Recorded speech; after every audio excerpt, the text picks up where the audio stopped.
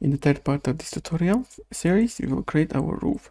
So once you're completed this tutorial video, you will our end result will be this roof with the underlying structure of it, and we'll be able to change a bunch of parameters on it from our HDA. So we will be able to, I'm just going to quickly run through all of the options. So we will be able to beveling roof, rotating roof on which sides we want our roof to be, a flattening of the roof like that, a beveling amount, a roof offset, and a roof height, and roof extensions. So this is going to be controlling the shape of it, and the underlying structure of it, which is amount of rafters you want for bigger roofs and all that, the thickness of our boards, the horizontal and vertical supports, and the sheathing distance, which is these boards. That's actually the roof is connected to, like that. So these are all the controls we will be able to create. And after that, we will have our procedural roof ready for our building. So let's get to it. Now that we have our base frame ready, let's start working on our roof. So what I'm going to do is go ahead where we created our bottom plate, where we split these polylines to make sure that they do not intersect. I'm just going to go ahead and copy all of these setup, basically right after the measure swap and up until the poly extrude. Just alt click on copy it. Let's create on a roof, let's create our base for our roof. So basically this is going to be the frame on which our roof is going to stand on. It will be located on. So inside here, the setup is basically the same, except for the fact that I want to interchange these. So inside here, you can see the axis longest. Let's actually change it around for our roof.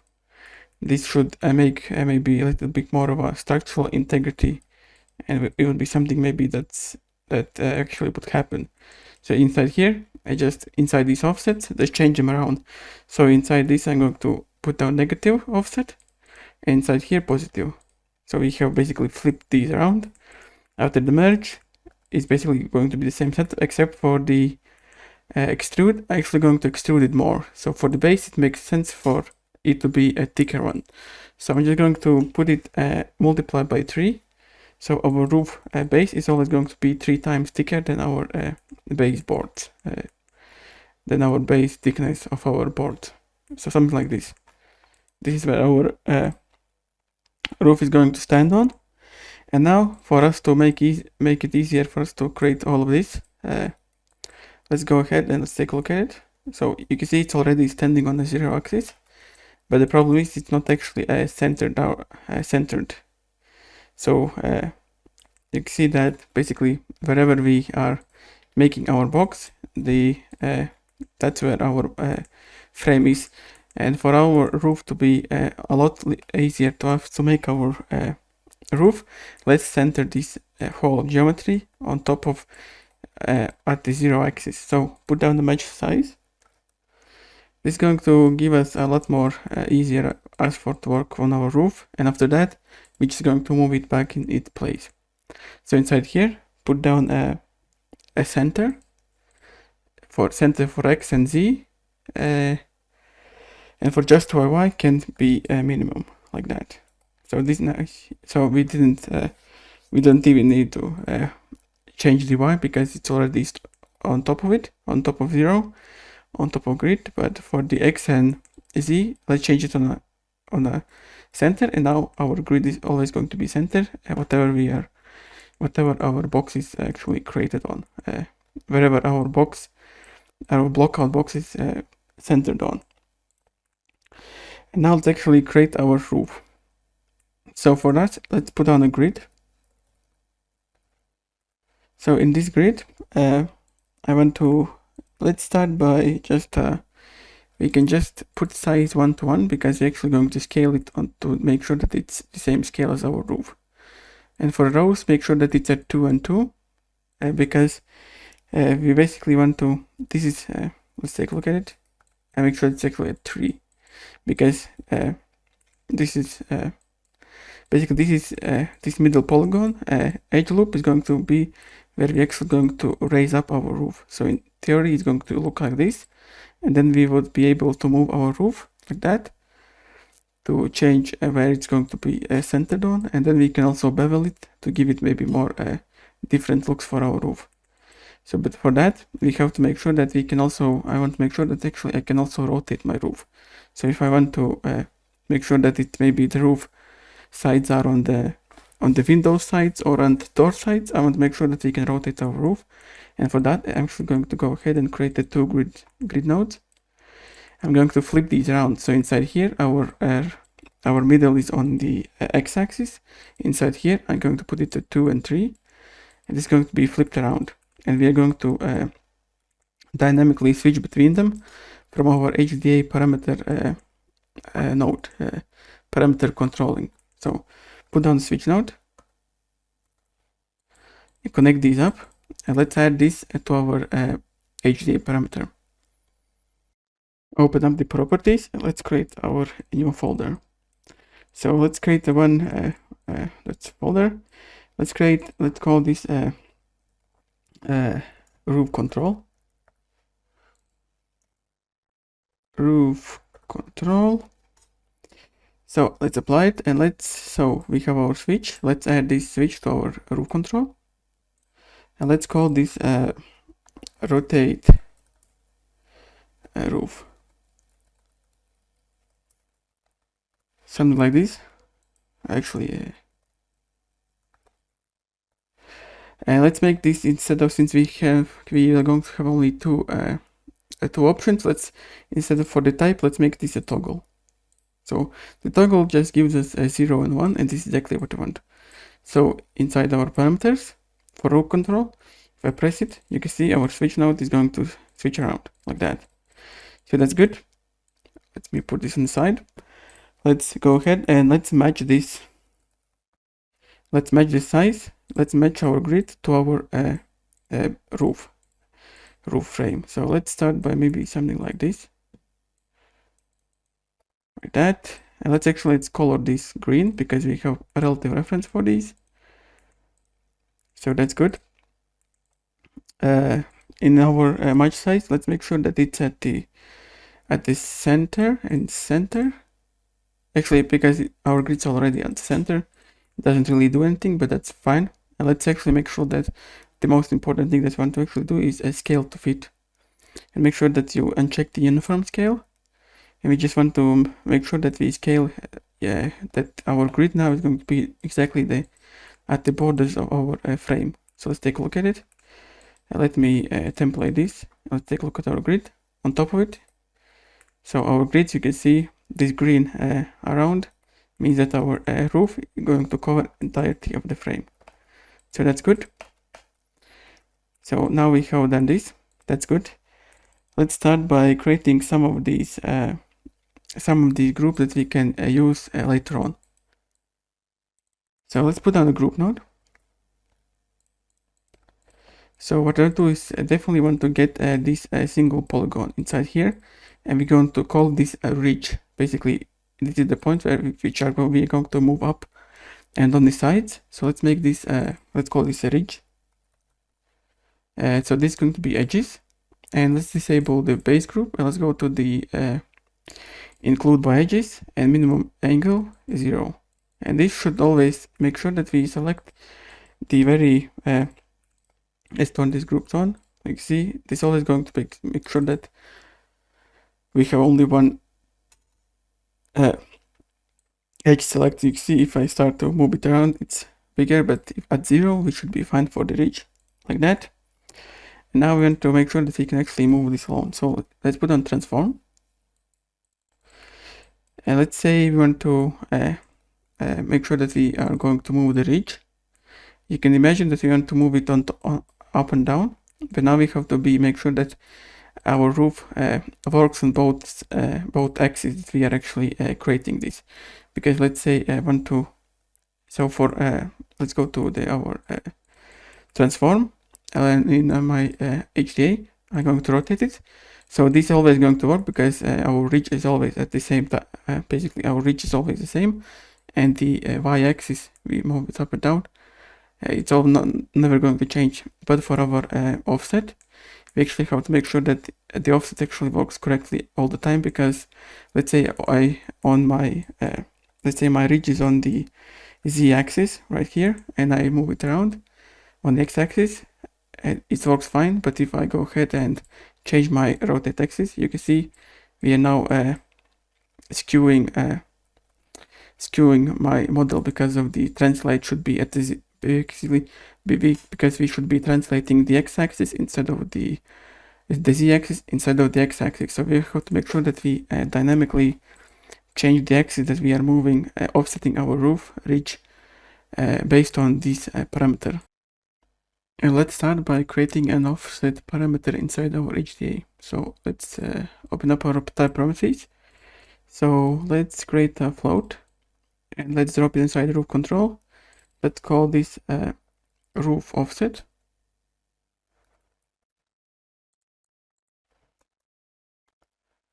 Roof offset, something like this. So it's going to be float. Let's make sure that the range is maybe something like -1 and 1, like that. So okay, that's good. Let's go back to it, and let's copy a relative reference of this parameter, because we're going to paste it inside our translate. So let's go ahead and let's take this translate, and let's start writing out. So if, and I want to actually go ahead and reference, let's actually start by copying this one. So let's copy reference of this select node. So we can basically copy even reference of this, or our HTA of this rotate roof. Let's actually go ahead and copy LT reference of our rotate roof. So if, and then make sure to paste inside. Press the right click to get the menu, and then just paste inside with Shift and V.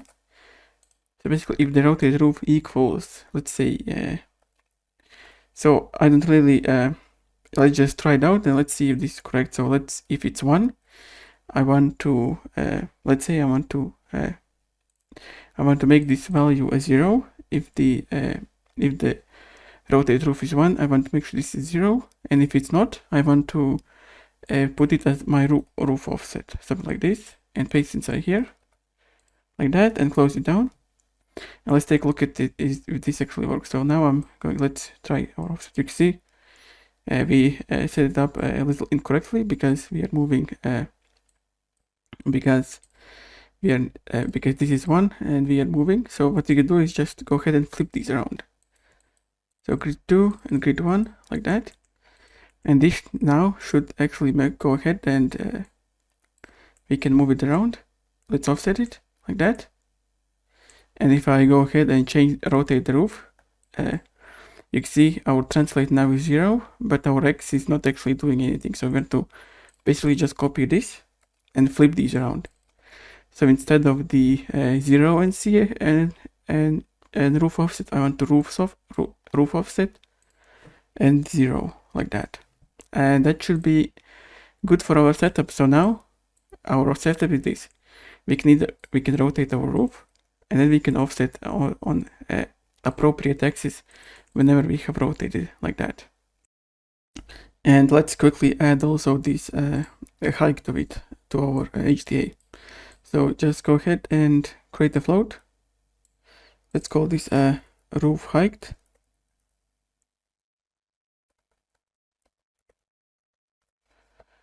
Applied. So let's make sure that's inside the folder. Let's make it inside here, applied.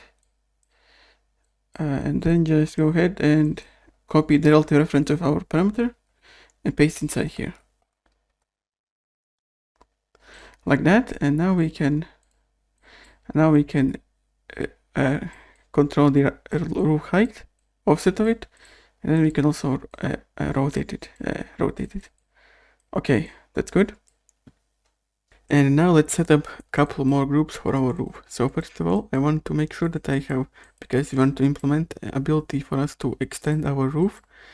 So I want to get our bottom, basically these two edges. So let's just put down a group node. So, and I always know that, these 2 points are always going to be at y. These 4 points are always going to be at 0. So let's go ahead and create a point group. Let's call this HPTs. And for this, at p.y equals 0.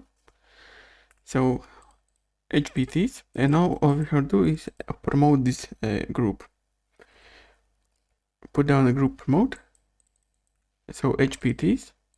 And now for the renew name, let's call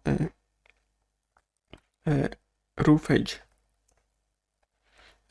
edges. And let's take a look at it. So this is going to be from auto to the edges like that, and make sure to do not check this include only elements on the boundary like that. So that means we are going to select only these 2 edges. So this is good. And now what we're going to do is also implement our beveling. So put down a switch node. So this is going to be option for us to bevel our roof. Put down the bevel. Select this on switch like that. And for our bevel, we want to make sure that we are beveling our ridge like that. So you can see in our HDA we will implement ability to, let's say you want to bevel our roof like that, something like this. More different looks for our roof, which is always good. And also I want to make sure that we're going to also give implementation for us to actually flatten our roof. So like you can see right now it's actually not flat because of the basically the offset of our roof. You can see that our bevel is also a little bit slanted, which actually alright look, but we want to make sure that we're going to also give ability for us to basically just to flatten it.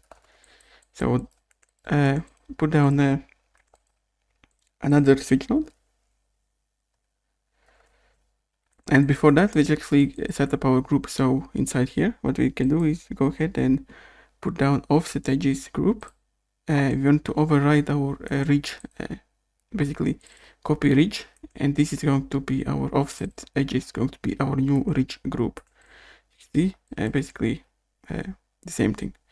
Our ridges and our edges are still intact like that. Basically, we have overridden this ridge from our default one, which is the single one. If we use beveling, we're going to have a new ridge group like that. And for our switch, let's put down a wrangle node. And so let's connect this switch. And here, let's get our vector. Let's get the maximum position of our roof. So that's going to be, let's call it a max bounding box. It's going to be a get bounding box max for geometry 0, and that should be it like that.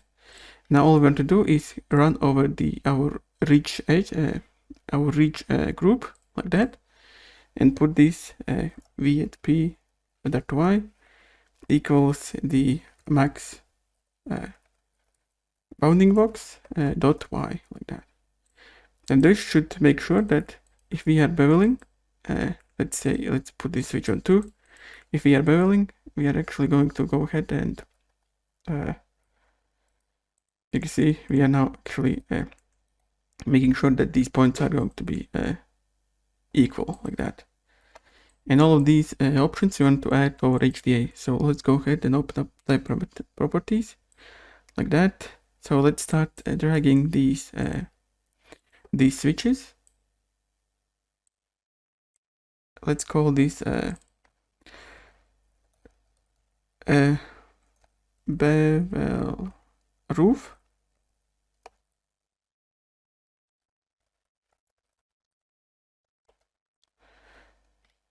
That's good. Let's make this is a toggle applied, and for this switch, let's call this, make sure it's also toggle flatten roof.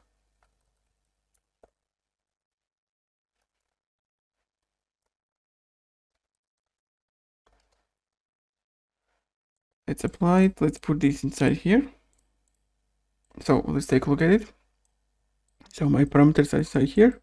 So I can bevel roof and also want to flatten like that. And also let's put down a bevel amount also. Let's add this inside here. I'm just going to drag it out. Distance.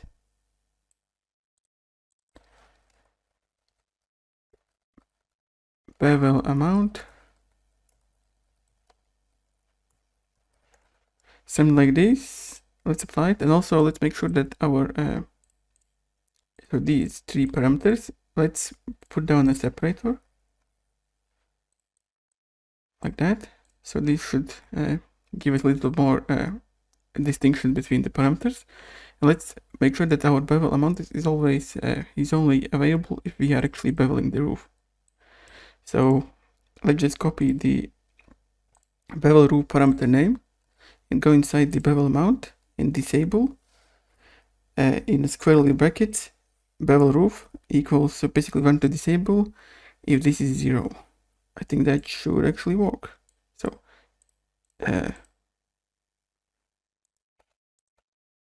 side out.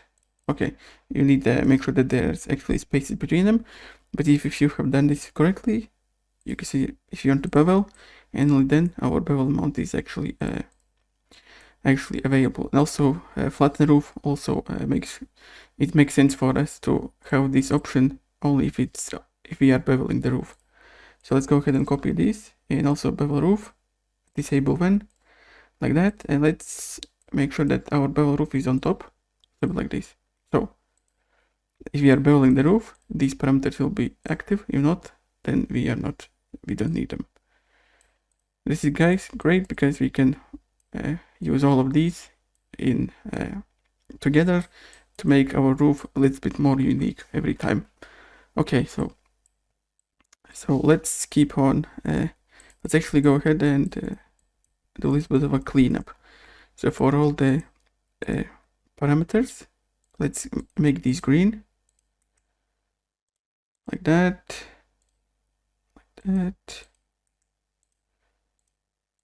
and like that. Okay, so let's move on creating more, and now let's get our gable group. So put down a group node, make sure that it's at the edges, and for our base group, what we can do is basically, since we have group set up for the edges in our ridge, all we have to do is give the group for everything that's not already in a group, and we can do it by put down a star and then the caret, basically everything except question mark, which means that the group and then another star. So basically this expression means give this group is going to be everything that doesn't have a group attached to it, and since our group we do not have a group only for these edges, call this gable, and that's it. We have our group set up. And now what I'm going to do is create a wrangle node, and I'm going to add a simple detail attribute on our roof geometry. I'm going to call this a working axis attribute, detail attribute, which is going to determine on which axis we have laid out our roof, because we have option for us to rotate this roof, and I want to make sure that it actually dynamically changes every time I rotate it. I want to make sure that our detail attribute is one that we can go ahead and reference it to get the working axis on our roof. So, and the working axis of our roof is going to be based on the normals. So put down a normal node just to demonstrate it. What I can do is put down as a point normals and turn these on. So let me turn off the groups. So you can see these are all the point normals, and if you go to the spreadsheet, you can see based on our rotation of the roof, one of these axes is always going to be 0. And so this is how I'm going to actually determine our working axis. So you can see in this instance the axis is 0 because our normals goes outwards, but you can see on the x-axis, which is the red one, there are basically no leeway. It's not going left or right on the x-axis at all, so that's why it's 0. and if it's flipped around, it's this z-axis that is 0. So this is the reason this is how I'm going to determine our working axis. So go ahead and write this out. In a rectangle, let's create a string variable. Let's call this a working axis, and then let's check our normal. So if v at n dot, I'm just going to choose the z-axis, is not equal 0. So basically, if it's not equal 0, what we want to do is go ahead and 0. We want to make sure that we want to set our axis as our working axis equals z, like that. And then we can just go ahead and copy and even if it is 0, since we have only 2 values available, so that's else, our working axis is going to be x, and that's it. And now we should just set our detail attribute. Let's call this array2 axis, and the value is going to be our working axis, and that's it. Now we should have our detail attribute. So this is z, you can see, and if I go ahead and rotate our roof, it's going to be x, and z is going to change around. And this is going to give us basically on which axis our roof is laid out. You can see if my working axis is at x, you can see it's laid out, our gable is going to be laid out on the x-axis. And if I flip around, it's going to be on z. So this is information that's going to be for us very useful later on the network. So let's move on. Let's create controls for us to extend our roof. So I want to make sure that we have on our HDA a parameter that we can extend these two sides and these two sides, basically the gable side and the sides of the roof, that we can extend them independently. So put down a wrangle node, and let's start with the edges of these two. So if you go up on our network, you can see that we did create our HPTs, which is basically these points, and then we promoted this group. But what we do is actually make sure that we actually keep the original group, because this is where we're actually going to offset our points. So make sure that go back to the group promote and keep original group. And once we are inside here, if you go to the HPTs, we should have this group. And let's open this up in external editor. So what I'm going to do is get my PTs that are inside this group. So let's go ahead and write this out. So it's going to be integer. Let's call this HPTs. It's going to be array, and this is going to be extend, expand,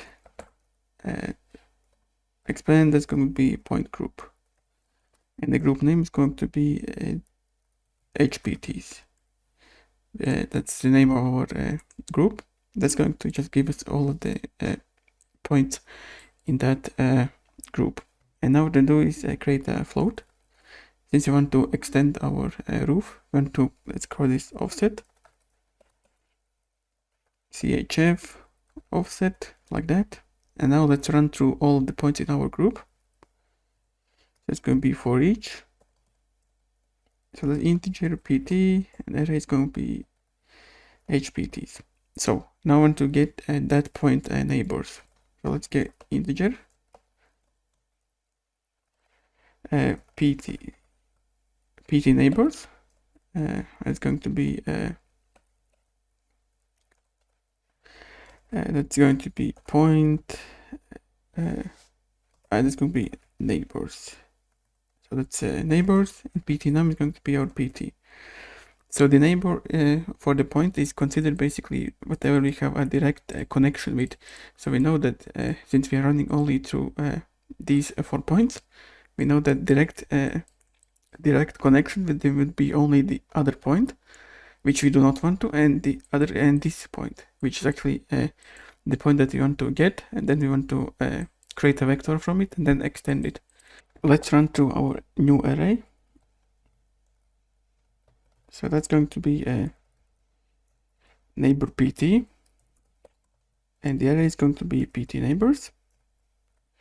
So now what to do is check if this PT, basically if this neighbor PT is inside our HPT's array, and if it's not, that means that this is the upper point, and then only then we want to do something. So if find in our HPTs our target neighbor PT, basically this is, if it's not found, it's going to be a negative number, so it's smaller than 0, then only then we want to do something. So we do now want to get our vector position of our current point. So it's going to vector, it's going to be position 1, point 0 attribute, position attribute. So we want to get the current point position, which is our PT, copy this, and then want to position 2 is going to be our current neighbor PT, our upper point. Now I want to get our look direction by subtracting these vectors. Let's call this look direction. It's going to be PT normalized, PT1 subtract PT position 1, position 2, and that's good. And I want to set our new position of our current point, which is set point attribute 0. So the name is going to be position, point is going to be our PT, and the value is going to be a current position, which is position 1. Then we can add, and then we want to add our look direction multiplied by our offset. And the mode we don't need, something like this, look direction, like that.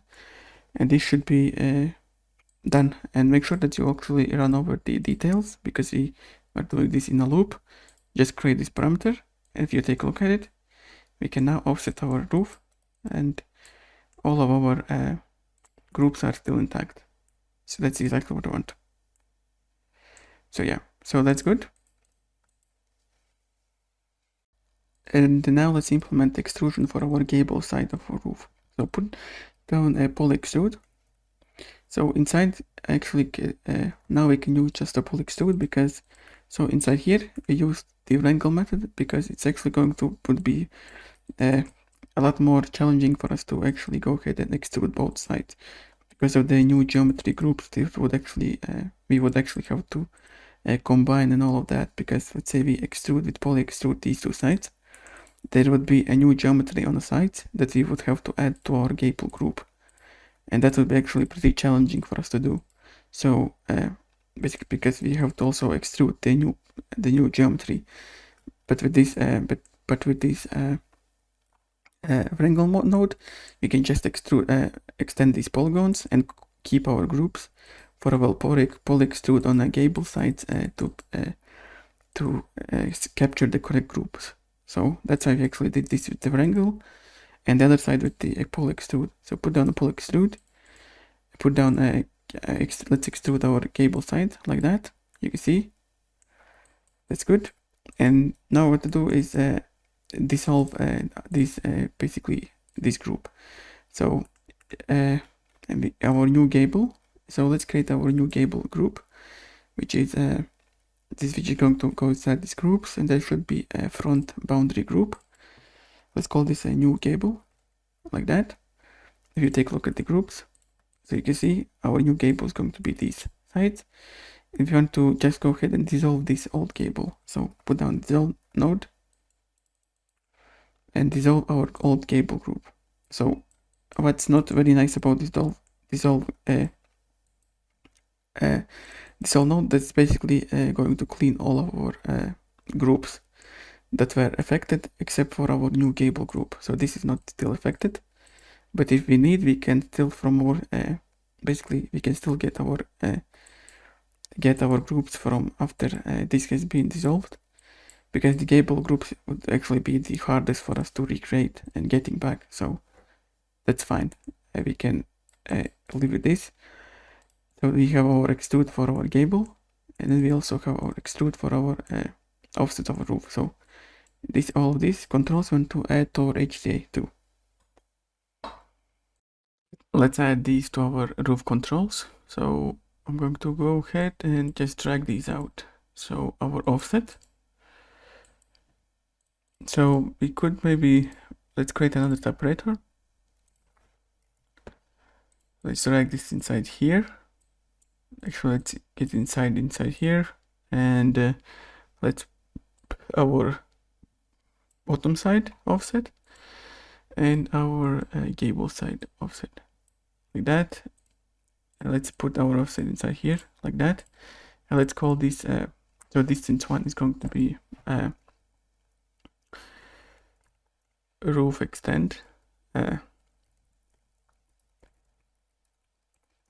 Let's call this side.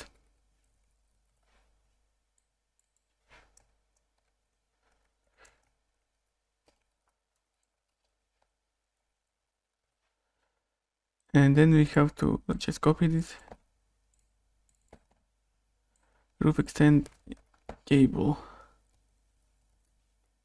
Actually, something like this. So let's take a look at it. So we have our sides inside here. Oh, actually, I flipped these around. Oh, my bad. Let's just go ahead and copy the sides. So for the sides is inside here, and gable side is going to be inside here. So now flip them around. Now they should be correctly set up. Okay, so that's good. And one thing that I noticed is with this extrude node, that in our poly extrude, if our say we do not want to extend our roof extension to 0, it's actually going to not create our new groups, and our dissolve is actually going to delete the entire roof. So the easiest way for us to just to make sure that our poly extrude always extrudes by very little amount. So in this distance, what I'm going to do is just go ahead, it's 0.01 plus our extrude offset. So this is going to ensure that even though inside our HDA parameter we do not extrude, our dissolve actually dissolves a very small amount of edge inside here. So that's one thing to note. So yeah, so that's a quick fix for that. And now let's start creating our rafters for our roof. So what I'm going to do is go ahead and create a new line out of before we poly extrude, because we do not want our rafters to be out of our gable extrude. So this is basically just want to make sure that our rafters do extend on our roof extend like that. So just go ahead and drag this out on the side. And let's start by creating a edge to edge group to curve labs node, and then just go ahead and select our gable. This is going to create a polylines from our gable side, and for us we do not want 2 of these. What you can do is just go ahead and blast it. We want only 1 of these. So what they do is, since we know that there's going to always be 2 primitives, we can just go ahead and delete primitive 0 like that. So this is always going to give us one profile for our rafters, and I want to now make sure that it's centered at the 0, and this is where our working axis comes in. So put down an attribute wrangle node, and you can see our working axis detail attribute always comes with all of our geometry manipulations. So inside the wrangle, let's go ahead and open this up. Now let's read our working axis string axis detail. So that's axis like that. So that we have read this. So and now what to do is check if working axis equals, let's say, x, we want to move our v at p dot z to the 0, like that. And else we want to move our x-axis. Then we want to move our x-axis. So basically the opposite side on the working axis, like that. So we can now put this minimize. Let's take a look at it. So you can see we have not moved. So important thing that we don't want to move this on the at any other axis except for the opposite of our working axis. And now I'm going to rotate our roof. You can see and if I go ahead and rotate our roof, it's always going to be in the center. And this is exactly what we want. So okay, so that's that. Let's go ahead and let's get some actually extrusion for this. So what I'm going to do is put down a sweep node. Let's put down a sweep, a ribbon, and you can see there is columns 1. You can see our sweep doesn't work very nicely because of the normal attribute that comes from here, I guess. There's some normal attributes that are still left over. So what I want to do is attribute delete. So before any of these operations, what I do is delete our normal attribute, and now our sweep should look something like this. For our thickness and for our width of our roof, what we can do is what I'm going to actually do is create a new parameter on our HDA. So go ahead inside here, create a new float on top of this one. What I'm going to do is call this thickness multiplier. Thickness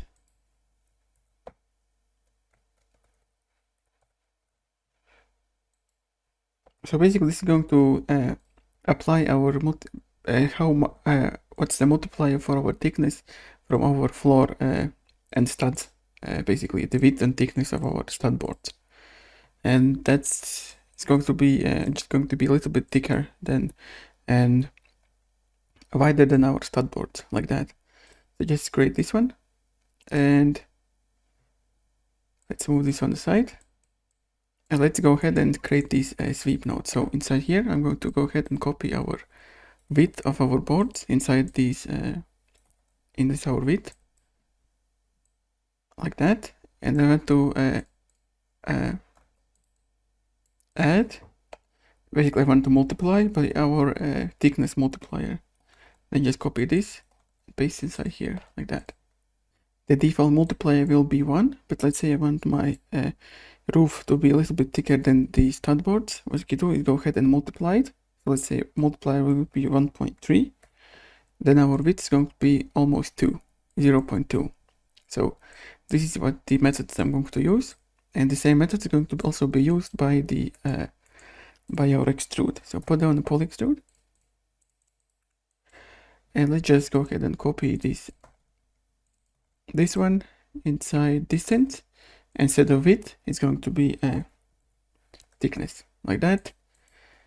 And it should also give us thicker than the stud boards 1.3 times thicker than our stud boards. And one thing I'm going to do is actually one thing that we can do, since we're going to also attend to it, bevel these boards. Let's put down bevel node. You can see this. We should probably also make sure that all of these sweep nodes before we poly extrude are their own individual polygons. So after the sweep node, put down a cusp node, like that, and this is going to basically separate all of these polygons on its own. And once we have beveled it, you can see we get a nice distinction between the edges, like that. So that's good. One problem that we created after this extrude is actually, let's also back, is that our geometry is no longer actually centered out because of the extrude node. So what we can do is actually, before we extrude, actually make sure that our geometry is actually offset before we extrude, and after the extrusion it's actually going to be centered on. So go ahead and go to our attribute wrangle where we centered our geometry, have to do is basically just offset it a bit. Basically want to offset it by half of our extrusion, and once we have extruded it, it's going to actually center it out. So go to the poly extrude and copy all of these, and then go back to our angle. Let's create a float offset parameter. CHF offset, something like this. Then create this parameter and just paste inside the expression inside here. And then just after the expression, this should be the extrude amount. So, and then we can just go ahead and divide it by 2, like that. And then we can just reference this offset inside our 0. So we still want to move it to the 0, and right now want to subtract our offset, like that. And for our x, we want to add our offset plus offset. So these values are just you can play around with them once you know which values for you should fit on. But I found out that subtract and plus should work for me. So after that, I should make sure I should be able to, let's say I change my thickness multiplier in our poly extrude. You can see my geometry is still centered on. Let's rotate our roof, and after the rotation, my thickness multiplier it's still centered on. So this is exactly what you want. Another thing that we want to make sure that our roof is actually located correctly on top of our roof frame. So let's go back on top of our network where we created our extrude and multiply by 3, and then we match size. Let's template this, and now let's take a look at our roof profile. So you can see these are not correctly located. So what I'm actually going to do is right before the sweep and after our wrangle node, I'm going to put down a transform node. I'm going to move this on the y-axis, and the amount that I'm going to move it is the amount of our poly extrude. So relative copy distance, go inside here and just paste inside y-axis like that. And after that, our roof should be correctly placed on it. You can see it's a little bit of an overhang, like it should be. And if I, let's say, go ahead and change the width of it, it should pretty nicely sit on our roof correctly, like that. So yeah, so this is another thing that we should go ahead and change, so that our roof correctly is placed on, like that. And now what we can do is start, our roof is done. We want to start working on the polyline that's actually going to go ahead and copy our roof on. So what to do is go ahead and let's create this as a start coloring these. So roof profile, maybe something like this. And now let's create our polyline. So for our polylines, let's go on top of our network, and right after we have created our ridge, so basically any of the offsets, we want to go ahead and drag out this from after we have created a ridge group. Go ahead and put down a labs node edge group to polylines, connect this up and use our single ridge group. So this is good because it will make sure that our ridge, our polyline is always at the center, and even if I rotate my roof, it's always going to be centered like that. And now I want to resample it. Let's resample. So basically this is going to determine how much, this will determine how much we have, how many we have our supports, something like this. And we can go ahead and create a, we can now just go ahead and copy the points. So let's take a look at how it looks. So copy the points right here. So you can see, so this is first part of our geometry, but there is one problem. Let's actually go ahead and put down object merge inside here, and basically want to object merge our matched size polygon roof base. So if you're using my tool, you can select this match size, go inside here, select also this, and object merge this like that. But if not, you have to do it with this. But basically, want to just to not to drag out any lines across our network, you can just go ahead and object merge this because you're actually going to use it. And if you take a look at and compare this, you can see that our frames actually overhang a bit because of the extrusion. Basically, because our polylines are a little too long. So what we can do is go ahead and shorten our polylines. To do that, we can just go ahead on our network where we created our split for our bottom plate, copy this wrangle node, and inside here, so basically before the resample, just paste inside here. And let's clean this offset, and for this offset, we want to make sure that it's based on our poly extrude of our profile of our roof. So just copy this relative reference of our roof thickness and paste inside here, and want to shorten it by half of it, so divide it by 2, and make sure it's at the negative because we want to shorten it like that. You can see our polyline is becoming shorter, and let's take a look at it.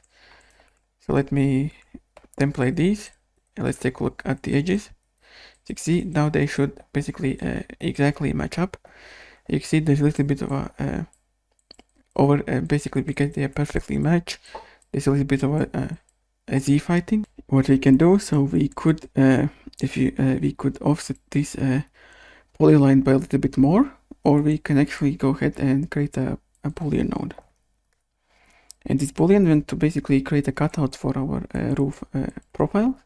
So connect our boolean inside here and our object merge inside here, and make sure it's at the subtract. And you can see we have basically, because they are matching exactly, the boolean node is going to actually go ahead and cut it up inside here perfectly like that. And once we're going to bevel it, it's actually going to give really nice result on our edges like that, something like this. And then if we also template this, you can see we're gonna get a really nice result where our cutout should be. So that's one way for the boolean, or we can that's one way for us to boolean it, or you could just go ahead and make this offset a little bit bigger so that it's for not to z-fight, basically that these profiles are a little bit more inside the frame. So, but I'm actually going to leave it at the boolean like that.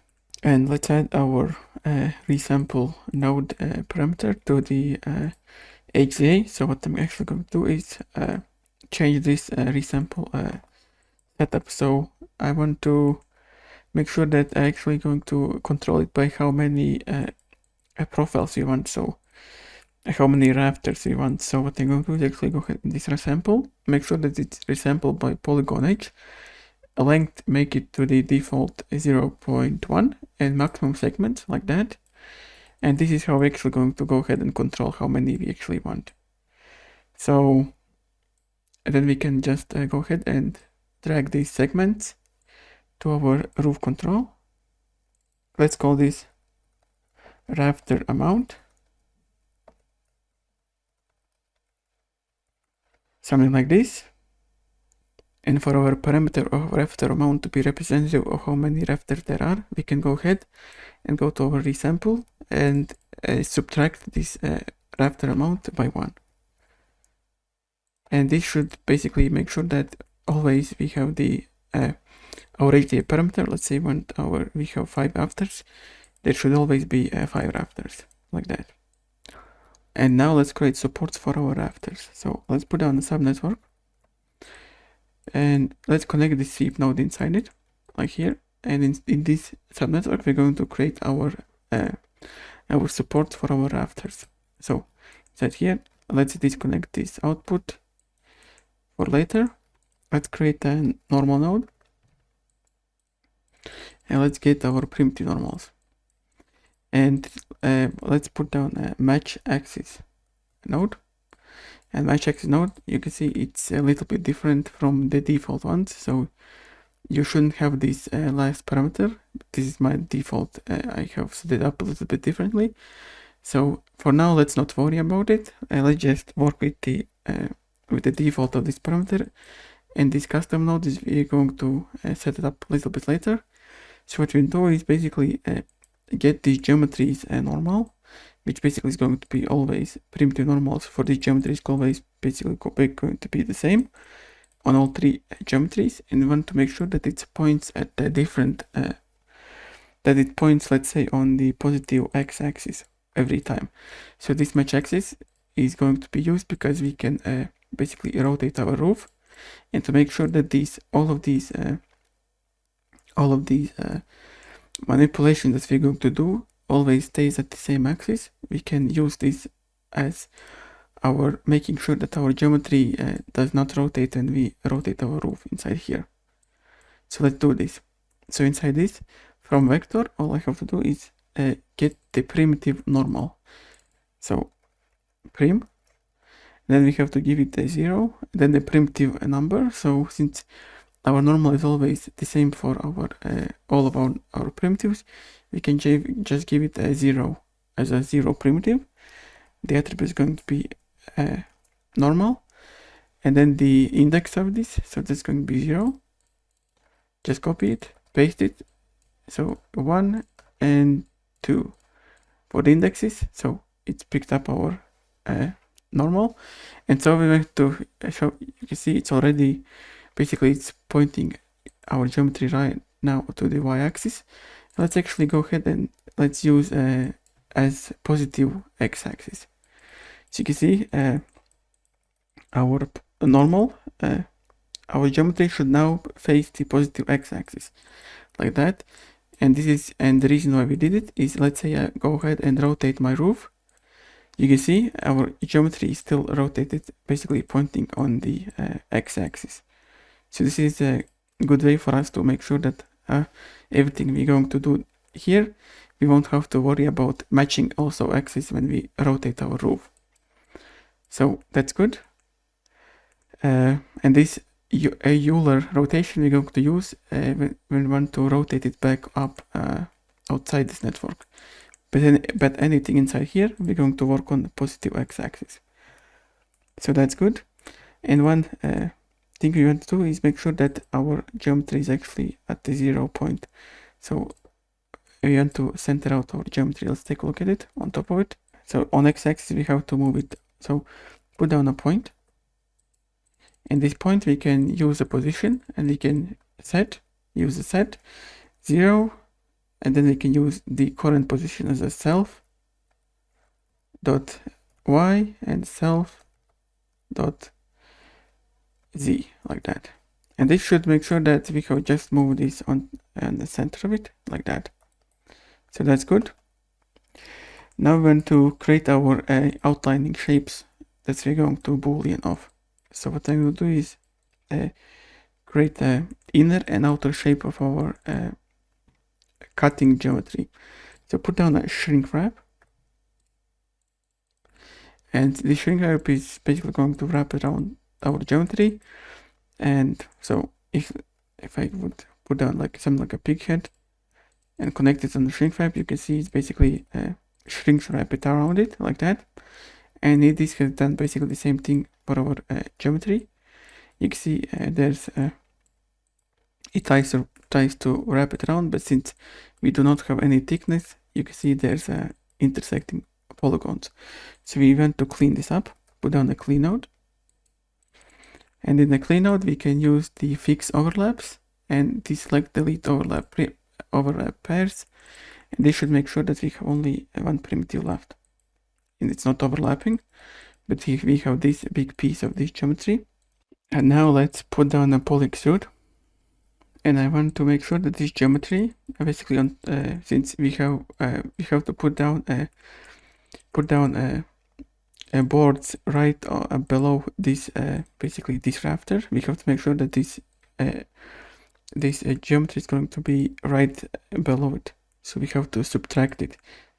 Basically we have to let's turn off output side, and this inset should be the same amount that we are sweeping again. So go on top of this geometry, go get copy the relative reference of sweep amount inside here, paste inside here, and this should make sure that let's take a look at our geometry. So you can see this is our cutout of our rafters, and if you take a look at this extrude, it should be right below it, like that.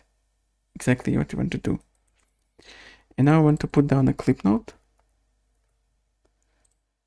and to make sure that this cutout geometry does not intersect with our base of our basically the basis of our roof, what you can do is, let's take a look at this clip. Where is it? Want to go ahead and go on top of this one and go to our base setup, where we basically extrude it and copy this distance amount. Go sense here and clip it the distance amount. So this so the origin should be 0, and distance should be the amount that we have our thickness of our roof base, like that. So this one cutout piece is ready. And so this is more involved, which is going to be caps of our pieces of our support boards. And for the second one, we can actually basically use this one geometry. So what I do is just going to copy this. I'm just going to put down boxes. So this is going to be our inner cutout. Let's call this shape. Let's call this outer.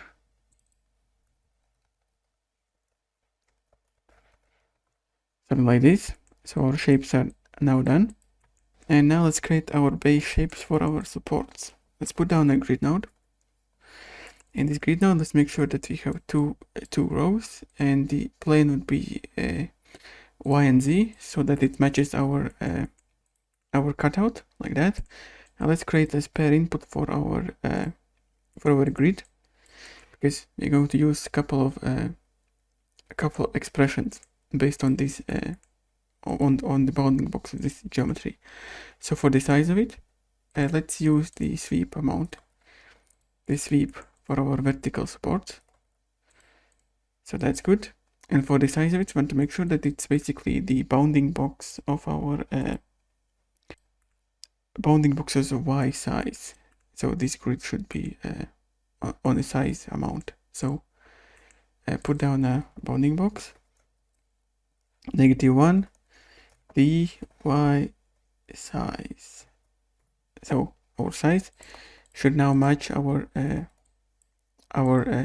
height of our rafters, except for now we have to make sure that it's actually aligned also to it. So what you can do is use the center. Basically, you have to get the centroid of our rafters and use this as a center inside here. So use a centroid, -1, and then it's called dy, like that. And this should make sure that our base support should always be inside here, like that. So this is one. So this is vertical setup. Let's call this a vertical. Let's call this like a shape. And for our horizontal shape, let's just copy this grid node and let's change these parameters. So first of all, our size, the width of it, we want to paste inside the z parameter, the y parameter. No, actually the z parameter, like that.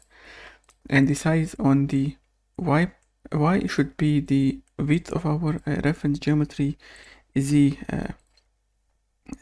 axis. So put down bounding box, -1, and let's go to the z size, like that. So this should make sure that this is correctly set up, and now we have to make sure that it's always going to intersect with it. So we have to put down our instead of the y-axis, we have to put down z-axis, and that's going to be our centroid. Put down a centroid, -1, and that's going to be z centroid, which is d z, and that should be it. You can see we have moved it by a very small amount, but this will make sure that once we're going to boolean it, it's always going to intersect with our geometry like that. Let's create our polylines that we're going to copy our shapes to. Put down a line node. And let's create a spare input for these also. Just like we did with our shapes. So inside here, I want to make sure that my length is the y max of our spare input. So inside this, put down a bounding box, -1. So it's going to be the y max, like that. So this is going to make sure that our geometry, our polyline matches exactly the top of our shape. And then we want to do is going to create our, so this is going to be our polyline that we're going to copy our horizontal shapes, and for our vertical shapes, just copy this. And let's do this. So we want to delete this length. So actually, let's not delete it. Let's go back. So the length now is going to be, instead of y axis, it's going to be z. Instead of the max, it's going to be size. Like that. You can see now it's basically it's the same width as our rafters, and I want to position it correctly. So the axis should be -1, like that. And now we have to offset it to make sure that it starts at the beginning. So what you can do is go ahead and this origin, put it as a bounding box. -1 is going to be d, that's going to be z max, like that. Because our geometry right here is at the positive axis, so the very most biggest z axis is going to be z max, like that. So this should make sure that once you start to copy it, it should be always correctly positioned. And now let's put down a resample. Strong. Let's put down this resample. Basically, we're going to let's resample by polygon edge and maximum edges, like that. And we can go ahead and copy also for that line also. So basically how many supports you want, we will be able to choose.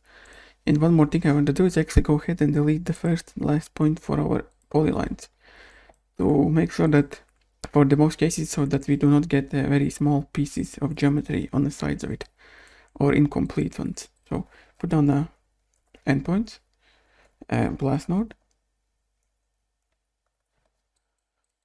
and write out 0, and then the function endpoints 0, like that, and -1. So this should make sure that, and deselect delete non-selected, like that, and copy also that inside here. So this should make sure that we have deleted the first and last points that we're going to actually copy to. And now we can do is put down a copy to points.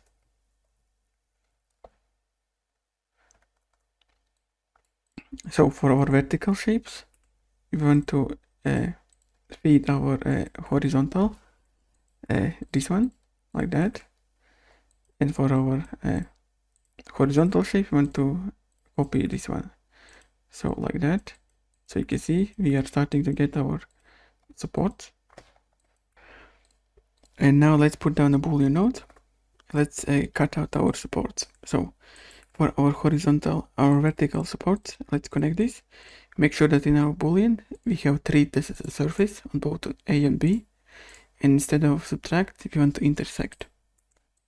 And then just go ahead and, so for our vertical support, we want our inner shapes as a cutout, like that. Then just copy, and for our horizontal shapes, we want our outer shape, like that. So these are going to be our cutouts. And one thing I also want to do is make these a little bit thicker. So what I'm going to do is actually go to our grid, and let's multiply our thickness by 2. So this is going to give us a thicker support boards, which makes sense for them to be a little thicker. That's wrong one, this one, like that. This is going to make them a little bit thicker. We could even maybe multiply it maybe 1.5 even, not as thick. So that's fine. 1.5 will work for us. So this is good. And now what we're going to do is go ahead and extrude these geometries. So put down extrude. And I want to make sure that thickness is the base, is the same thickness as our geometry inside, basically our rafters. So just copy this, go inside here, and make sure that you actually copy the expression and not the relative reference to this distance, because you want to make sure that we are referencing our HDA parameters and not the node later on the network. So it's inside this distance, paste inside here. You can see it throws error. This is because we are inside our subnetwork. We have to make sure that we go 2 times outside this network. So dot / on both of these. Copy it, paste inside poly extrude like that. The same thickness will be working out fine for us. And let's also output back on both of these. And now let's rotate our geometry back to its original position, how it should be before we actually rotate it with our match axis node. So what we're going to do is make sure that our cutouts are also basically the same transformation as our incoming geometry. And this is done by our match axis node. So what I did is actually went ahead and deleted my spare parameter, because I'm going to show how actually how to do this from scratch. So to see what's actually going on, go ahead and allow editing of contents of this HDA and go inside it. And you can see this is a very simple HDA where we are basically, in here we are setting a detail attribute, which is basically with a little bit of a math, basically cutting amounts that we want to rotate. You can see in the details there are X and Y and Z axis, and this is the amount that this geometry is going to be rotated based on these parameters we set in our match axis node. And it is set as a detail attribute, and in this transform it's just it is basically just referenced inside here. So what we can do is go ahead and copy this rotate parameter.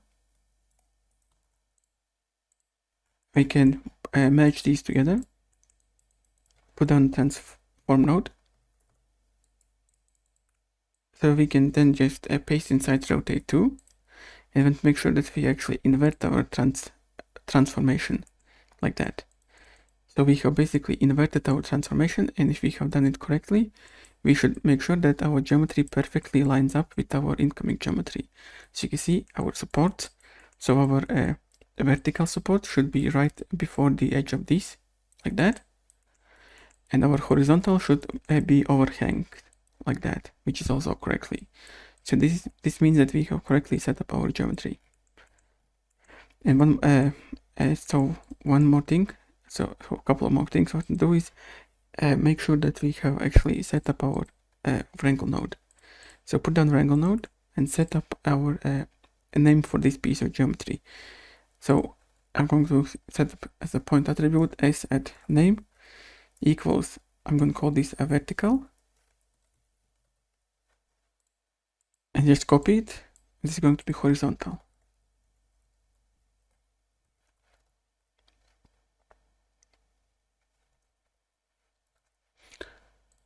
So this is good. We have our name is set up, and now we have transformed it, and now we can put it to the output like that. Let's go outside this network, and let's actually start copying this geometry on our polylines where we resampled and copied our rafters. We want to now give these basically points its name attribute is going to match our support type, which is going to basically at the ends, at the beginning and at the end of our roof, there's going to be vertical supports, and everywhere else is going to be horizontal supports. So we have to match our name attribute for that, for those polylines to be copied correctly. So let's go ahead and go outside here and put down a wrangle node. Let's write this out. So inside here, make sure that we are running over the points. Let's set up our array that's going to include all of the start and end point. So let's call this int. Let's start this end pts array and put down array function and put down, so we know that beginning always going to be 0, and just like with the blast nodes, we can use endpoints function, which is 0, and subtract 1 from it, like that. So these endpoints, so now we got our endpoint in array, and so if we find in our array endpoint our pt, our current point, we want to set s at name. It's basically if it hasn't found it, which is smaller than 0, you want to set this as a horizontal support, and if it's and else, that means that it's a vertical support. S at name means, and that should be it. So we should have two vertical, and the rest of them should be horizontal supports. We go ahead and resample it. Which I have to, I guess, do it from our HDA, like that. We should have two vertical, and the rest of them should be horizontal supports. Now put down a copy to point. So let's connect our supports in require geometry to copy. So let's start by moving maybe this hammer inside here, and this triangle to our copy to point, and let's use our piece attribute name, like that. So you can see it should, if it's correctly set up, we should only copy our caps, our cable side vertical inside here, and the rest of them should be horizontal support. So let's actually start by, let's merge these together. Let's take a look how our roof looks like now. We're going to have to do a little bit of offsetting for this roof. So you can see it's not completely correctly lining up with these supports. So let's fix that. Let's go ahead and offset our geometry. So let's go inside our subnetwork. So inside here, after the poly extrude, put down a translate node, transform node. And what to do is translate in the x-axis. So inside here we have to copy our distance amount. So copy relative reference of our distance inside here. Distance, and want to do it negatively and divide it by 2, like that. And then just copy this one and connect to our so for our horizontal we want to go vertical, we want to go negative, and for our horizontal we want to go positive distance offset, like that, and divide it by 2. And this kind of requires a little bit of experimenting where the correct amount is, but once you have set that, it should now actually be set up correctly. You can see we are now, our overhangs stays inside our rafters, and our horizontal supports basically are offsetted on the sides where it would be basically nailed down. After a little bit of a cleanup of my HDA, I created a couple of new folders for our roof control. So we have a shape and structure subfolders, so that it's easier for us to create the shape of the roof that we want. I added these parameters, our sample nodes, which are going to control how many supports we want across horizontally and vertically, like that. So this should be fine for us. So our roof shape is coming along very nicely. Now what we'll do is make our so actually I'm going to show the picture that I actually took, which is when we were building our utility building, which is now it's basically a kind of like a workshop right now. But the interesting part is our roof is basically we want to do is these across the rafters there are these supports that are actually holding the actual roof on. So what we'll do is create these supports, horizontal support on our rafters. So let's go ahead and make this. So let's go to our extruded, basically want to get our full size of our roof, this one, and go ahead and put down a attribute delete. and let's delete the normal attribute, and let's put down the same node that inside here, edge to curve. I'm just going to go ahead and copy it like that, and the edge and the group that we want to get is our new gable, like that.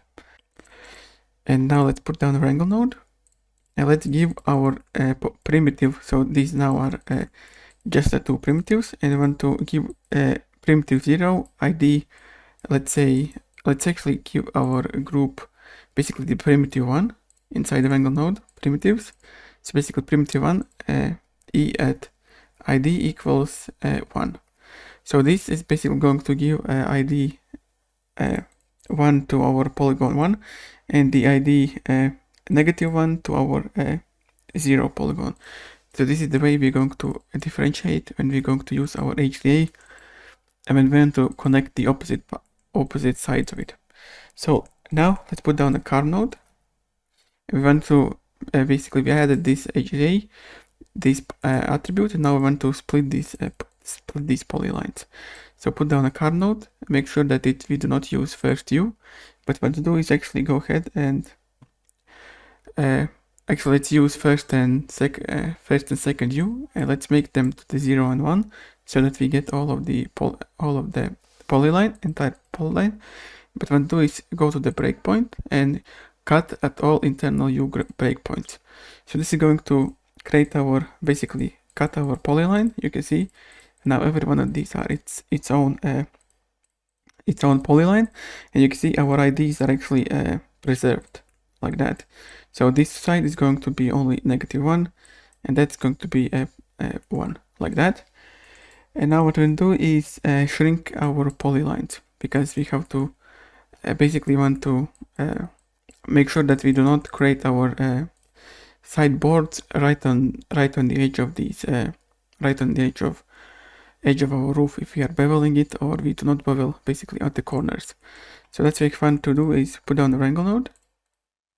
Actually, let's just go ahead and copy our wrangle node where we subtracted, where we made our polylines shorter. Just paste inside here, connect it, and for the amount of offset, what we'll do is let's put it to the 0. And what we'll do is go to this our sweep node, just relative copy of our sweep node of our rafters inside here, paste inside here, and then just divide it by 2 and put it on the negative, because we want to shrink it by that, something like this. And so that's fine for now. And now what I want to do is resample. Let's put down the sample, because we want to make sure that we have multiple horizontal boards. So let's make a sample by polygon edge, maximum segments. Maybe for now something like this will work out for us. And now what we'll do is go ahead and connect our opposite points. So we can put down our utility node, which we created in the previous lessons, and want to give our ID. So we know that ID is -1. So go to the primitives. So this is a primitive group, and let's say our at ID equals, let's say, -1, like that. And this should connect our opposite points of our polylines of our primitives like that. So this is good. And now what we can do is go ahead and sweep. Let's sweep by ribbon and make sure to columns 1, and the width of it we can use our basically the same width of as our width of the supports of our rafters. So just copy this and paste inside here, something like this. And now let's rotate our sweeps so that it matches our roof. So you can see our roof has this basically this shape. You want to make sure that our roof supports actually are aligned with our roof. So what we can do is put down a for each primitive loop like that, connect it up, and we're going to basically run through each one of these connected pieces individually. And let's connect our roof to our second Let's put down the wrangle node. Attribute wrangle, connect it inside it, and connect our roof shape to our second input of our attribute wrangle, and put down a normal node. We want to make sure that we have our primitive normals, because these primitive normals is going to be a way that we're going to find out how much we want to rotate our sweep. So in this wrangle node, inside this wrangle node, let's try to actually rotate this geometry. So what we want to do is go ahead and sample the normal that is the most closest to every one of these pieces. So for that we want to get our centroid. So let's go ahead and get our vector. So it's going to be center. So it's going to be bounding box. Get bounding box center. It's going to be 0, and that's it. So basically we have gotten a position of the center of our geometry. So remember, we are running this 21 times for every one of these pieces of geometry, so that we can get our center for every one of these sweeps. So the center should be right where the normal, where the primitive normal is visualized. We want to get our closest primitive. What's the normal value of this? What's normal value of our roof is at that point of this center point. So that's what we want to do, and we want to also then rotate it inside the wax. And when we want to transform our geometry, we have to work with the matrices inside wax. So what I do is create a new matrix. I'm going to call this identity matrix, and there's a function identity matrix. So this is basically like giving us an empty transformation node. We have basically I like to think about these matrices.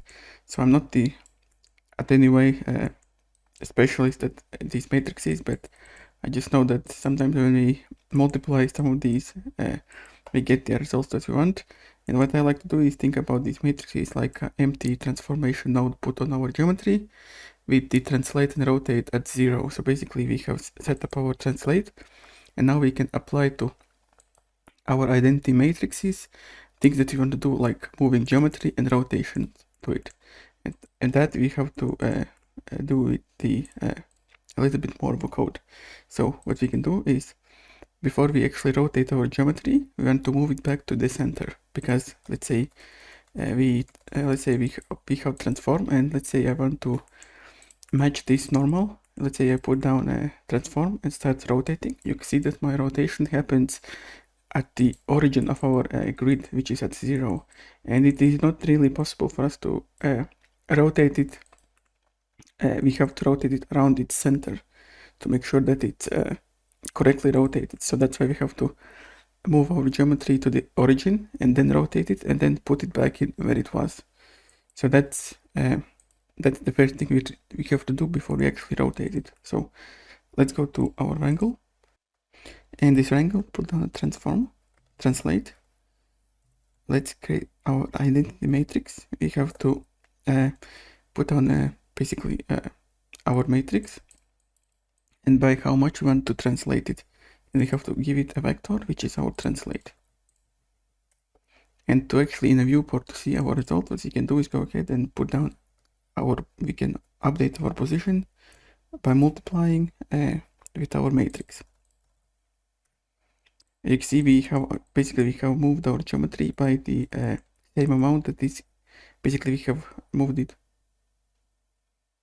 2 times away. Basically you can see inside here we have it at the 5, and we have moved it by the 5 again, because our centroid is basically like arrow pointing to this way, and adding another one, it's going to be 2 times as far from our center. So what we do is actually invert it with the negative center, and this should always make sure that our centroid of our geometry, of any geometry, is going to be now at the origin of our grid. You can think about it. And now if we, let's say, want to rotate our geometry, you can see that when we start to rotate it, it's going to be correctly rotated, and it's not going to move around on the axis, because the rotation happens at the at the origin of the world. So this is exactly what we want to do. And we don't want to update our position just now, because we want to do one big update of our rotation and translation after we have made our matrix, after we have modified our matrix. So this is just for the visualization. Let's delete this updating of the position. We just know that this identity matrix now moves our geometry to the center of the world. Let's actually keep this. Let's actually keep this transform to see to maybe visualize something later too. So okay, so that's first part. And now let's get the closest primitive from our second input from our centroid position. So that is going to be, so let's write out something like maybe comment. Let's go get the closest primitive, and we have to initialize a couple of variables. So we want to integer. Let's call this closest prim, and we have to also create a vector, which we are not actually going to use, but we have to do because our function actually requires. Let's call this UVW, which is basically position on a primitive that the closest point is 2 on. So this is not, we are not actually going to use this, but we have to initialize it because the function that we're going to use uses it. So now we have to use our function, which is a float, which is going to return the distance between the centroid and the closest primitive, which is basically the distance. So let's call this closest distance, which is so xyz dist. So for the geometry, I want to make sure this is as 1. So the origin is our center. The primitive, so the primitive and uv has to be they're going to this function is going to write the value to these two variables. So for the primitives, we have to put in a closest primitive, and UVW for the UV, and the max dist is not actually obligate. It's not necessary for us. And we can do it just like that. So now we want to our closest primitive is this, and we can basically just read its normal from the simple point function. So now let's set up our vectors. So I'm going to call this rotation vectors. So because we want to rotate from one vector to the other one, so our vector, so what I'm going to do is create a vector. I'm going to call this from, and I'm going to set this manually, which is going to be a positive y vector. And I want to vector 2 is going to be our normal of our closest roof primitive. So that's going to be point. It's actually going to be primitive. Geometry, attribute name is going normal, and the primitive is going to be our closest primitive. Like that. So if we have done this correctly, you can think about it as a basically we have gotten our manually set up one vector, which is our y, which is positive y vector, which is going to point upwards, and our normal, which is our roof, which is maybe pointing this way. And what we do is get the rotation amount, and with this function, what we're going to do is go ahead and get how much we have to rotate it from the positive y-axis to get the rotation on our vector of our roof, like that. And then we're going to apply that rotation to our sweeps. And for that, there is a special function called dihedral. So we're going to create a new matrix. So let's call this rotation mtx equals dihedral. Now we have to give it from vector to, basically this is going to rotate our compute our rotation. So we want to from the positive y to our primitive normal, like that. So let's take a look at it. So we have now the theoretically applied our rotation to the new rotation matrix. And now what we'll do is go ahead and apply this rotation to all of our geometry. One mistake that I did is actually I got my primitive normal from our input 0, which actually has to be 1, because we want to get our normal of our roof. So yeah, so make sure that it's at 1. And so let's now apply rotation, and that's going to be, let's create a new matrix, call this master matrix, and you just go to apply this rotation and transformation, you can just multiply matrices. So I want to multiply my identity matrix with my rotation matrix. So remember, the identity matrix right now is the matrix that's actually basically centers our geometry to the origin. Then we want to apply our rotation, and then we want to move our geometry back to its original position, which we can do by multiplying inverted. There's a invert function, our inverted identity matrix, like that. And then we can just close it down, and then we can just apply this matrix to our position. So we at P multiply equals master matrix, like that. And if we have done this correctly, you will see that after our for each loop, we should have our all of our geometry be very nicely aligned to the roof. So let's take a look at this one. You can see, let's actually take a look at our roof. So my roof is inside here, so you can see our roof support should, horizontal support should align perfectly with our roof, like that. So this is exactly what we wanted to get. And now let's go ahead and offset our roof. So what we do is can template our roof up until after our booleans, our rafters and supports. And want to now, after we have created our base, what we do is transform it. So put down a transform node. So remember that we want to just like inside this network, we moved it by the thickness of our roof base. Let's actually just copy our transform node, and we also want to make sure that we also move this upwards by the base of our roof. And now we want to extrude it by half of this, by half of our width of our boards. So what you can do is put down a peak node, which is going to move our geometry along the normal, and we can then just go ahead and take a look at by how what's the thickness of our what's the width of our boards. Just copy a relative reference of that and paste inside here and divide it by 2, like that.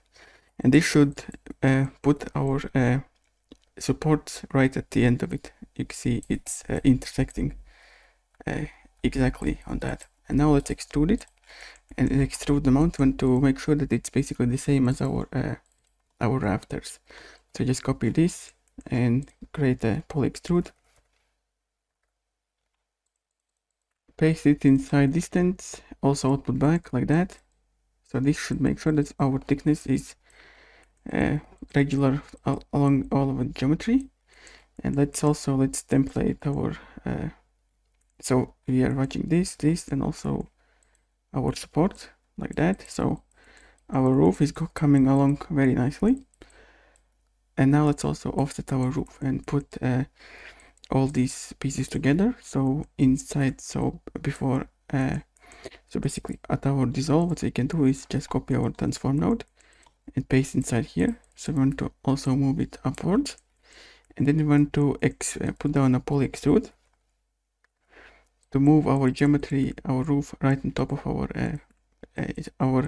sweep, our rotated support. So what we can do is put down a poly extrude and output only the front. So let's not output output side, and then we have to apply all of these. So we want to make sure that we go ahead, copy this, copy the peak amount inside here, and we want to add plus our poly extrude amount, like that. And with this expression, we should move our roof right on top of our swept support board. So let's take a look at it. You can see like that. And now what we're going to do is create a trims for our roof, which basically these two parts. these two parts. So basically where the roof would be connected together, you want to make some trims for it so that it doesn't have any gaps in it. So let's do that.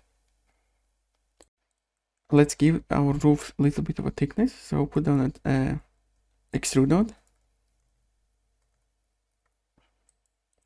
This extrude node, we can basically, this is the parameter we're going to have to control how thick is our roof. So let's give some thickness, and let's output back all the groups, and let's also output the front. Let's output all the geometry, but also the front group, which is going to be our rooftop, like that. And this is a group that's going to get our trims from. So what you can do is put down a blast node. And this blast node, let's get our only the rooftop, like that. And let's primitives. And that's going to be our top only. And after our dissolve, you can we actually basically made most of our groups useless. So let's put down a delete group. And let's delete all the groups, because we're going to create the new ones. So to make sure that they do not intersect with each other, let's delete all of the groups. So we don't have any groups. Put down a group node. So in this group node, let's create let's call this maybe roof trims, trim edges. So it's going to be polylines. So it's going to be edges, and then we by the include by edges, and make sure you unshared edges like that. So this is a group. Basically, we want to now invert this group because we want to get only these two. So let's call this. Let's call this. Let's copy this. Let's call this edges, and then group invert. Actually, if you're going to use this labs node, you can actually go ahead and actually let's use a group node. And now let's call this a roof trim edges. It's going to be edges, and the base group is going to be everything except with the caret edges, like that. So this is our trim lines you want to get. And now what you can do is put down a poly bevel, connect this. Our group is going to be roof trim edges, and what you do is in a shape, create a solid shape. And for the division, you can see we can now start moving it. And for division, make sure that we put down a 2 for the solid. For the distance, we can, and then we can basically select how big of a trim we want on our roof, something like this. And let's call this. We can go ahead and create a group edge fillet polygons, which is going to be our roof trim. Then we can blast. Let's blast everything but our roof trim edges. And that's going to be primitives.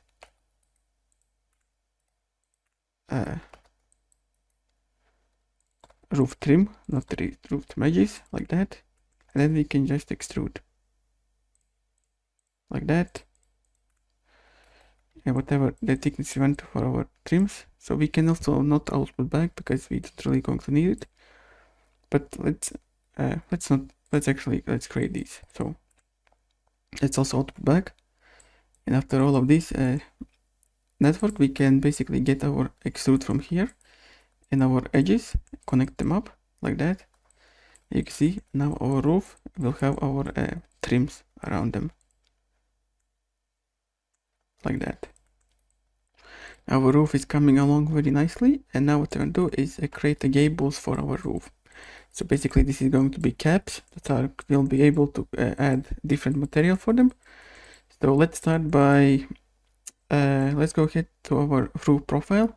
Just before the sweep node, this transform node, let's drag it out inside here. Let's put down a polyfill. I want to get one big polygon that's going to be base for our cap, our gable. Polyfill is going to create this new polygon, but it's also going to keep our old polyline. So what we can do is delete our old polyline. So what we can do is output groups inside this polyfill, patch, then just put down the blast node. And this I want to blast patch primitives and delete non-selected. This should always leave with our primitive like that. Now we have to clip the sides of our gable because we do not want to exceed the boundaries of our roof foundation. So with this much size, remember we clipped our we created our foundation and we centered it. So we want to reference this geometry. So drag this out inside here, and we're going to reference our foundation as a basis for our clipping. So you can see if our roof is going to sit inside here, you want to make sure that it doesn't go beyond these points of the borders of our roof foundation, like that. So we want to clip them. And this clip is going to be sensitive to our roof rotation, because if let's say I rotate my roof, our clip positions have to be opposite of that. So in here, so we have to make setup for accommodate for both rotations. So that's where our clip node is going to come in handy, and we can do two different setups. So let's go ahead and start by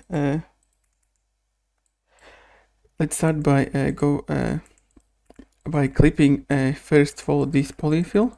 Put down the clip inside here. We want to start clipping also inside here, and want to make sure that we don't even have to change anything inside here, because we want to make sure that our clip is actually right at the 0, because our foundation right here is actually sitting at the 0. So we want to make sure that our gable also goes basically covers our roof foundation like that. So our clip node is going to take care of it, and we can actually go ahead to see always reference to it. Let's go ahead and take let's actually object match this node. So I'm going to select this match size, and I'm going to object match selected, so I can, so let's actually delete this one, so I can always reference my foundation. And to clip this geometry, just connect after the clip inside here, and let's get a spare input from here. So let's import our add spare input like that. So what to do is start clipping. So what I'm going to do is go ahead and take a look at our working axis. So inside here we are at the Z axis. So that means we want to start clipping, let's say at the Z. So our position is going to be -1 for this one, and I want to just to visually see, we want to start moving our clip to this position. So for this one, basically our position is going to be inside here. It's going to be our bounding box of our spare input, which is -1. D, that's going to be our Z max. Z max, like that. And this should move right, and this should move our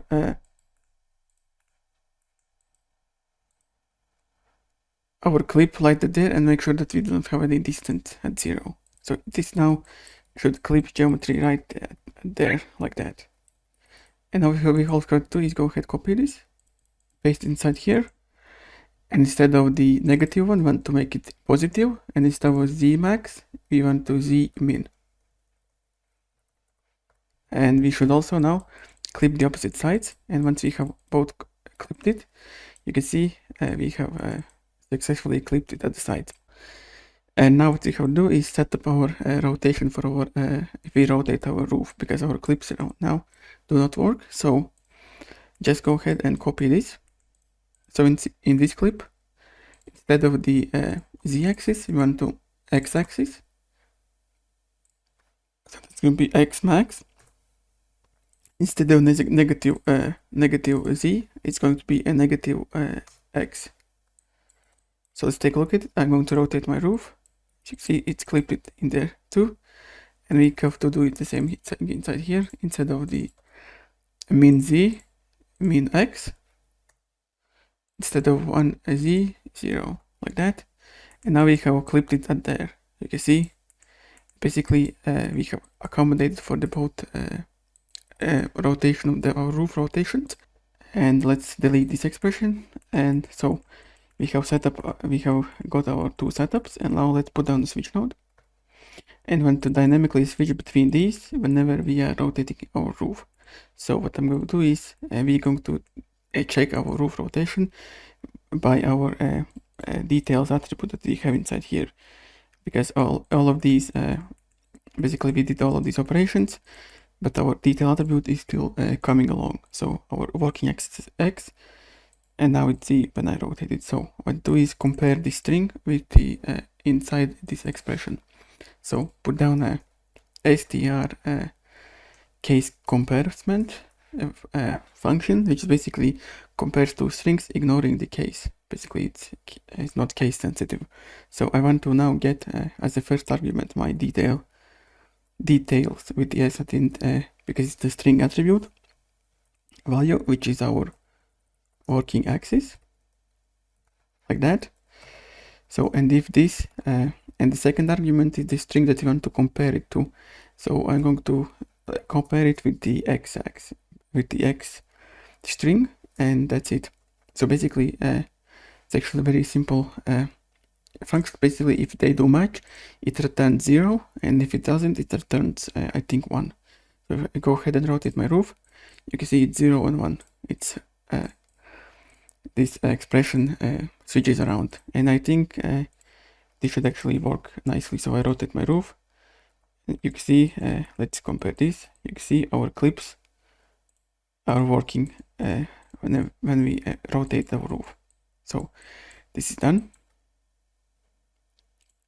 and now let's copy our caps to our gable points. So what I'm going to do is put down a copy to point. So let's connect this geometry to our copy to point. Let's grab our polyline where we copied our profiles to. So our rafters too. So after we have assigned our names, just drag it to the copy to points.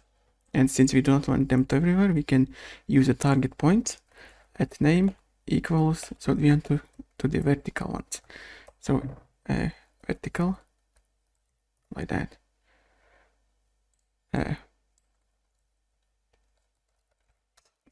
Write down correctly, and we should only copy these to the caps of it. And now I want to extrude it, but there's going to be one problem. The problem is that our normals are facing one direction, and once we are going to start to extrude it, you can see this side is going to cover our base, but inside here it's actually going to go inside it. So I want to reverse our normals for one of these. So I want to make sure that our normals actually are pointing outwards, out of the center of our building. So let's set this up.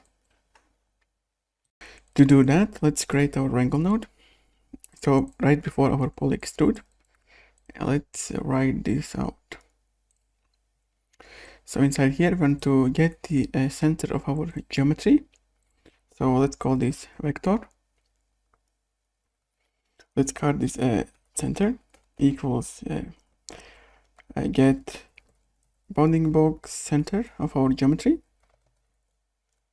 like that. And now I want to get our normal direction, our current normal direction. So let's make sure that we are running over the primitives, and let's actually go ahead and add our normals on our primitives, because I don't think we have them right now. Yeah, so put down primitive normals. So inside this, now we can get our normal. That's going to actually be, we can reference it with at normal, so we don't even have to create a variable for it. But what we want to do is create the functions we're going to use is going to be intersect, and we want to set up a initialize couple of variables. So let's call it vector. So it's called the interposition, basically the intersection position that's going to be intersected, basically the found intersection position, and our intersection UVW, which is the UVs of our intersection, where the intersection happens. So with that, we can go ahead and create our integer. Let's call this has intersection, and it's going to be intersection function, geometry going to be 0. So group we don't need. So the origin is going to be our center. The direction is going to be our current normal, which is going to be v at n. Multiply, and also we have to multiply it to, let's multiply it by something like 1,000, because the length of the search direction actually determines how far it's actually going to search for intersection. So putting something like 1,000 will make sure that our search direction is very long, and most likely we're going to capture our intersection if it happens. And then we have to put down our intersection position. So these vectors are going to be overridden with values of the intersection position and intersection UVWs, like that. And this intersect variable is going to give us the primitive that has intersection with this vector and position. And we know that in this setup, since we have only two primitives, our intersection is always going to be the same, because we are running over the primitives, and our bounding box on both primitives are the same, and our normals are also the same on both of these. So imagine that we are basically searching from here on our normal direction, which is positive x-axis, to this direction. It's always, in both cases, it's going to find the primitive one as intersection. So this intersect is right now integer 1 value. So that means that this polygon is actually correctly positioned already. So what we'll do is flip around the opposite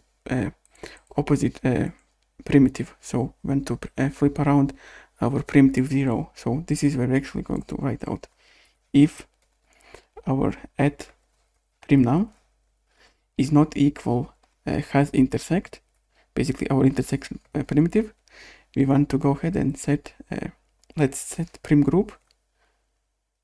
Let's set prim group. So we have to 0. I'll just call this to reverse primitive, the add. So we want to our current primitive, we want to flip them around and give it a value of 1.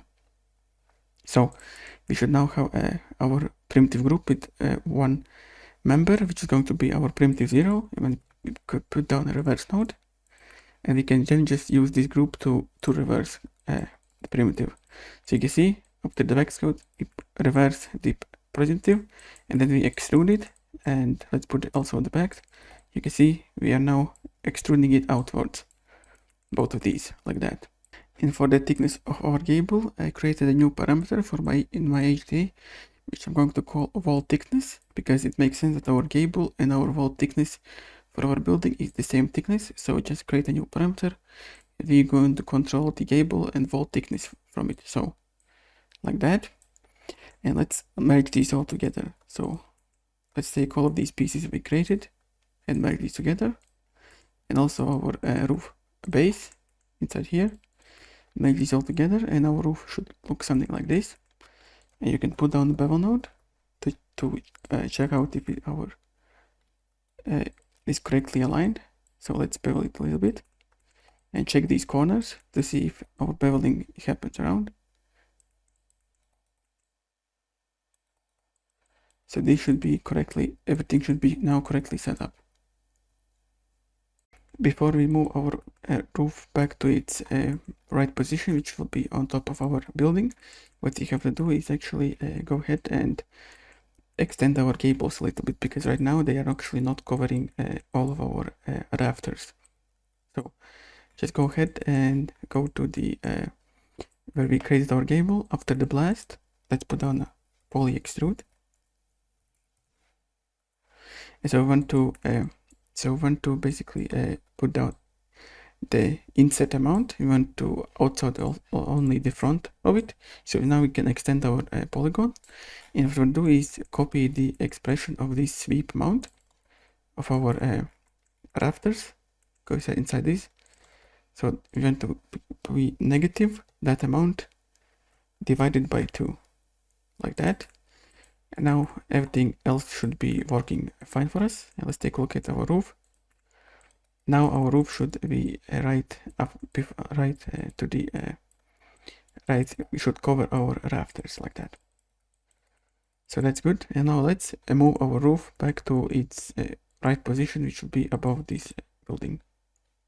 Let's put on Wrangle node. Let's actually connect our basically let's not do it poly bevel because we can bevel later. Our Wrangle and with our after our match size. So let's go back to our basically at point where we centered our roof base. There's an option for us to stash transform. So enable this stashed transform. You'll see that there's a new details attribute, which basically a matrix that describes how much this geometry was moved around. So we want to invert this matrix. So just select this and connect it to our Wrangle. And now let's get this matrix. So let's call this a matrix. Let's move MTX. So it's going to be detail. So it's going to be 1 and X form. Like that. So now we have got our matrix, and now we want to move our points. So V at P multiplied equals with invert move matrix. Like that. And that should move our geometry back to the back to be aligned with our basically with our building. And all we have to do is make sure that it's on top of this one. So what we can do is create a transform node, connect this up later after our Wrangle. Let's get our spare input from this.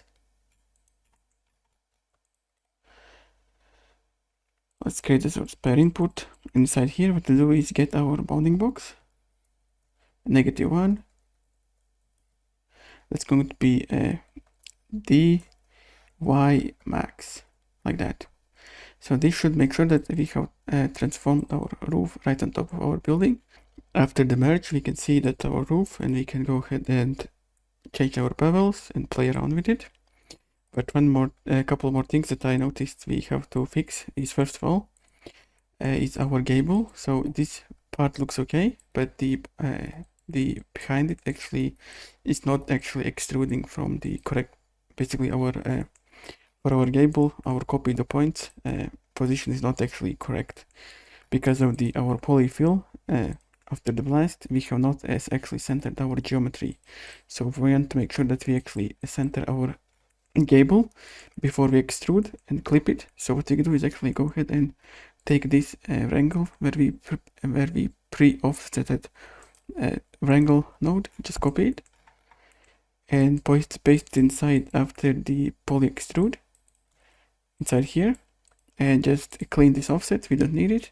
So basically we do not want to offset it at all. And this is going to take our details attribute, check the working axis, and it's going to center our geometry back to 0, and everything else should be fine. So we won't need to change anything else. And if we go back to our merge, our gable should not be let's say our gable should be extruding correctly on both sides. So that's good. So we have fixed this issue. And one more issue is that let's say we do not want to bevel our roof. So if I do not bevel, actually I already fixed it, but the issue was inside our polyfill. The default option for this node is that you fill mode is quads, but let's say we do not bevel our node. Basically, if you don't bevel, there's not option for us to create a quad geometry polygon. So make sure that you actually create a single polygon and not a quad. So if I cut the quad, you can see that our basically our roof gable was not generated. So make sure that in this polyfill you create a single polygon, and our gable should be created correctly. And what else? And for the controls, yeah. So for our sheeting for our roof, which is these parts. So where our sheeting was inside here, it makes sense for us to resample it by the length of it. So basically, what's the distance we want between the sheeting of our roof. So add this. So the sweep node should have a width parameter controllable from the HDA. Yeah, so that's that. So they can change it like that. For now, I'm going to call our roof done, and this is going to conclude the roof creation tutorial. So we created a pretty good network. So between the lessons, I'm going to clean up this network, and let's move on to the next part of this tutorial.